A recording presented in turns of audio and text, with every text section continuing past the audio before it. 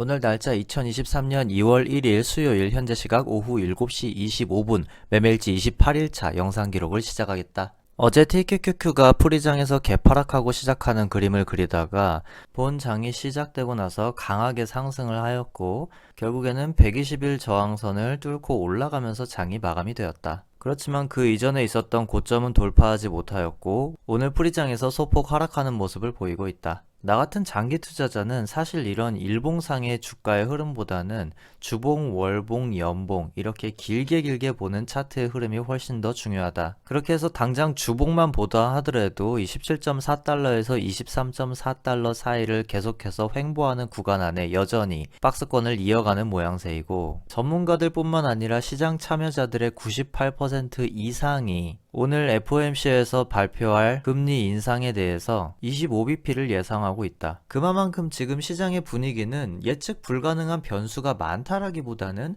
어느 정도 다 예측권 안에 들어가 있는 상황이다. 이렇게 시장의 분위기도 예측권 안에 들어와 있는 상황에서 미 연준의 파월 의장이 오늘 FOMC 회의에서 어떻게 발표를 하느냐, 결국 얼마나 강하게 매파적인 발언을 하겠느냐가 현재로선 가장 큰 변수로 볼 수가 있다. 하지만 그마저도 예상 가능한 수준의 매파적인 발언을 하면서 끝날 것으로 보이기 때문에 결국 주가의 흐름은 미 연준이 원하는 대로 급하게 상승하거나 급하게 하락하지 않도록 하고 서서히 상승과 조정을 반복해 가면서 대중들이 눈치채지 못하게 슬금슬금 상승을 이끌어가는 방향으로 흘러갈 것으로 예상이 된다. 이러한 흐름이 강하게 깨지려면 최소한 TQQQ 상으로 봤을 때에는 특정 가격 이상 주가가 폭등을 해주어야 되는데 내가 바라본 그 기준점은 25달러이다. 그렇게 생각하는 이유는 첫째, 일봉상 25달러 위로 넘어가게 됐을 때 모든 이평선 저항선들을 전부 다 지지선으로 깔아낼 수가 있으며 둘째, 주봉상으로 봤을 때 이 박스권 저항선인 23달러를 강하게 돌파할 수 있는 기준이 되기도 하고 셋째, 월봉상으로 봤을 때 이 25달러에 도달을 하게 되면 5월선과 11선이 골든크로스를 형성을 하게 되기 때문이고 넷째, 그렇게 되면은 이 연봉선으로 봤을 때에도 10년선을 강하게 이겨내면서 안정적으로 상승할 기반이 마련이 되기 때문이다. 만약 그렇게 흘러간다면 TQQQ의 주가 흐름과 같이 따라가는 SOXL 같은 경우에도 강한 상승이 일어날 것으로 예측을 할 수가 있는데 현재 SOXL의 분위기 같은 경우에는 계속해서 횡보를 하는 게 아니라 어제 얘기한 것처럼 점차 상승과 조정을 반복해가면서 슬금 올라가는 모양을 그리고 있는 상황이고 그렇기 때문에 TQQQ가 25달러를 넘어간다.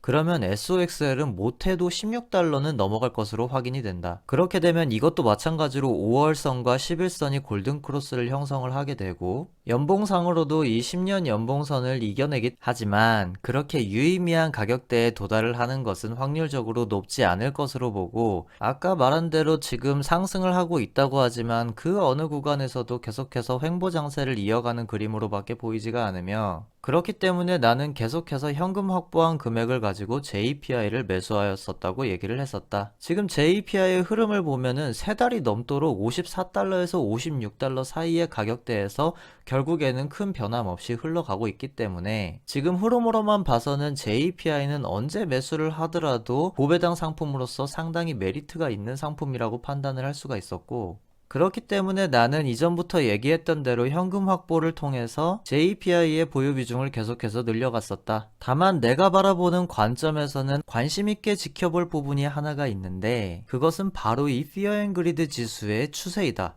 이전 영상에서 얘기한 대로 Fear and Greed 지수 같은 경우에는 Fear에서 Greed까지 왔다 갔다를 반복하고 있는 상황인데 이는 1년간의 추세를 보더라도 확연하게 확인을 할 수가 있으며 이 추세를 대표적인 나스닥 ETF QQQ의 추세하고 비교를 해보면 주가가 상승할 때는 지수도 상승하고 주가가 하락할 때는 지수도 하락하는 패턴이 계속해서 보이고 있는 상황인데 이렇게 겹쳐진 그림에서 가장 큰 차이점을 본다면 주가의 저점들을 이어봤을 때에는 점차 하락하다가 어느 정도 바닥을 다지고 올라가는 것처럼 보이는 그림이고 이 피어 앤 그리드 지수의 저점들을 이어가는 선들은 점차 상승하는 것처럼 보이고 있기 때문이다. 이 말은 결국 어느 정도 시장에서 바라보는 이 공포 정도가 조금씩 해소가 돼가면서 주가의 하락도 점차 끝나가고 바닥을 다지고 이제 슬슬 올라가는 거 아닌가 라고 판단할 수 있는 신호로 볼 수도 있다. 그렇기 때문에 내가 지금 바라보는 관점에서는 이 피어 앤 그리드 지수의 사이클이 반복이 되면서 마지막으로 가장 싸게 살 수 있는 저점 매수 기회가 짧게는 한 달, 길게는 3달 이내에 마지막으로 도래할 것으로 보인다. 그때가 되면 현금을 최대한 끌어 모아서 이 TQQQ의 보유 비중을 현재 1000개에서 적게는 1200개, 많게는 1500개까지 늘려가는 것이 목표이다. 이미 JPI는 내가 올해 목표한 보유 수량 500개를 달성을 했기 때문에 지금 내가 예상하는 대로 주가가 흘러간다면 이 TQQQ와 SOXL의 보유 수량을 늘려가는 데 초점을 맞춰보도록 하겠다. 그렇게 해서 내 계좌의 총 매입 금액은 7,722만 7,910원, 평가 수익률 마이너스 14.78%, 평가 손익 마이너스 1,141만 5,730원으로 해서 평가 금액은 6,617만 667원이다. 어느덧 SOXL은 2.16%로 양전을 하였고 TQQQ는 마이너스 50% 가까웠던 수익률이 마이너스 28.5%로 회복을 이뤄낸 상황이다. 그치만 이 빨간색, 파란색 색깔에 연연하지 않고 이 보유 수량 자체를 늘려가는 데 집중을 하면서 오늘의 영상을 마치겠다. 오늘의 영상 끝!